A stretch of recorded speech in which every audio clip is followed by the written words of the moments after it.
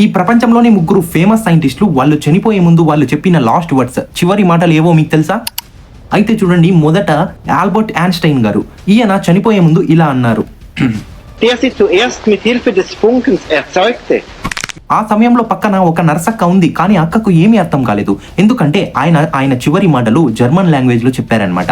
అక్కకు సేమ్ మన మాదిరే లాంగ్వేజ్ ప్రాబ్లం, జర్మన్ లాంగ్వేజ్ రాదు. సో అక్కకి ఏం అర్థం కాలేదు, అప్పట్లో ఎవరు రికార్డ్ చేయలేదు. సో ఆల్బర్ట్ ఐన్స్టైన్ గారి చివరి మాటలు ఎవరికి తెలియదు. నెక్స్ట్ గ్రావిటీకి డాడీ అయిన ఐసాక్ న్యూటన్. ఈయన ఇలా అన్నారు, నేను ప్రపంచానికి ఏమనిపిస్తానో నాకు తెలియదు, కానీ నాకు ఇలా అనిపిస్తుంది, ఒక చిన్న పిల్లవాడు మహాసముద్రం ఒడ్డున కూర్చొని ఆడుకుంటూ ఉన్నాడు. ఆ పిల్లవాడి ముందు నిజం అనే మహాసముద్రం ఇంకా తెలియకుండా అలాగే ఉంది. ఇవి కాదు, ఇది ఆయన ఒక ఫేమస్ కోయట్. ఆయన చివరి మాటలు ఎవరు రికార్డ్ చేయలేకపోయారు, ఎందుకంటే ఆయన నిద్రలోని చనిపోయారు కాబట్టి. Next Nicola Tesla. ఈయన చివరి మాటలు తెలుసుకునే ముందు మీరు ఒక నిజాన్ని తెలుసుకోండి.